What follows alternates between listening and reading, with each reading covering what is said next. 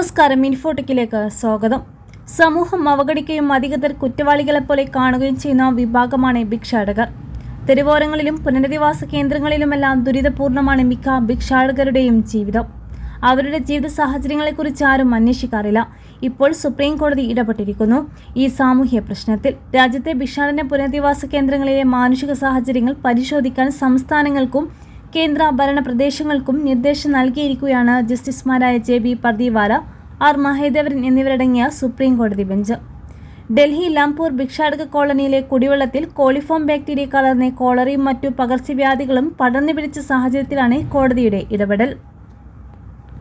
ഭിക്ഷാടന കേന്ദ്രങ്ങളിൽ മാനുഷിക സാഹചര്യങ്ങൾ ഉറപ്പാക്കുന്നതിന് ചില നിർദ്ദേശങ്ങൾ മുന്നോട്ട് വെച്ച് കോടതി.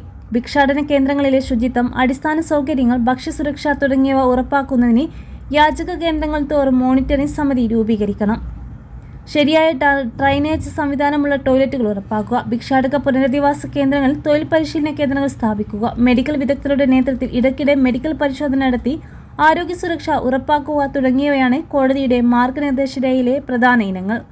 ഭരണകൂടങ്ങൾ കുറ്റകരമായ പ്രവൃത്തിയായാണ് ഭിക്ഷാടനത്തെ കണ്ടുവരുന്നത്. പൊതുനിരത്തുകളിലും ബസ് സ്റ്റാൻഡുകളിലും അലഞ്ഞു തിരിയുന്ന യാചകരെ നീരസത്തോടെയാണ് പൊതുസമൂഹം, വിശേഷ്യ വരേണ്യവർഗം വിശേഷിക്കുന്നത്. നഗരമുഖങ്ങൾക്ക് ഇതൊരു കളങ്കമാണത്രേ. ഇന്ത്യ സന്ദർശിക്കുന്ന വിദേശ സഞ്ചാരികൾ നേരിടേണ്ടി വരുന്ന പ്രധാന പ്രശ്നമാണ് തങ്ങളുടെ മുമ്പിലെത്തുന്ന യാചകരുടെ ബാഹുല്യം. വിദേശികളുടെ മനസ്സിൽ ഇന്ത്യയെക്കുറിച്ച് മോശം പ്രതിച്ഛയ സൃഷ്ടിക്കാൻ ഇത് ഇടയാക്കുന്നു. ഇന്ത്യ ഭിക്ഷാടകരുടെ രാജ്യമെന്ന അഭിപ്രായം വരെ ഉയർന്നു വന്നിട്ടുണ്ട്. ഇതിനൊരു പരിഹാരമായാണ് സർക്കാർ യാചക പുനരധിവാസ പദ്ധതി ആവിഷ്കരിച്ചത്.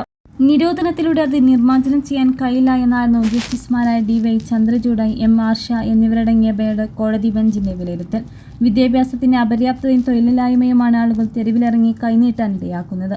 യാചകർക്ക് തൊഴിലും മക്കൾക്ക് വിദ്യാഭ്യാസവും ഉറപ്പാക്കുകയാണ് പരിഹാരമാർഗം. ഭിക്ഷാടകരെ മുന്നിൽ കണ്ടുപോകരുതെന്ന വരേണ്യവർഗത്തിന്റെ നിലപാട് അംഗീകരിക്കാൻ ജുഡീഷ്യറിക്കാകില്ല എന്നും സുപ്രീം കോടതി വ്യക്തമാക്കി. ഭിക്ഷാടനം കോവിഡ് വ്യാപനത്തിന് കാരണമാകുന്നതിനാൽ അത് നിരോധനം ആവശ്യപ്പെട്ട് സമർപ്പിച്ച പൊതു താൽപര്യ ഹർജിയിലായിരുന്നു സുപ്രീം കോടതിയുടെ ഈ പ്രസ്താവ്യം. നാഷണൽ ഇൻസ്റ്റിറ്റ്യൂട്ട് ഓഫ് സോഷ്യൽ ഡിഫൻസിന്റെ പഠന റിപ്പോർട്ട് വിരൽ ചൂണ്ടുന്നതും ഈ വസ്തുതയിലേക്കാണ്. യാചകരിൽ ബഹുഭൂരിഭാഗവും അതിനാഗ്രഹിക്കുന്നവരല്ല. അതിജീവനത്തിനും മറ്റു മാർഗമില്ലാത്തത് കൊണ്ടാണ് അവർ ഈ മേഖലയിൽ എത്തിപ്പെട്ടതെന്ന് റിപ്പോർട്ടിൽ പരാമർശിക്കുന്നു.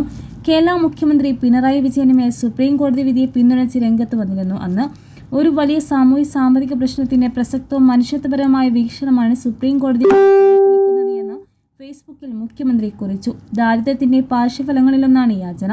നിരോധനം കൊണ്ട് അതിലാകില്ല.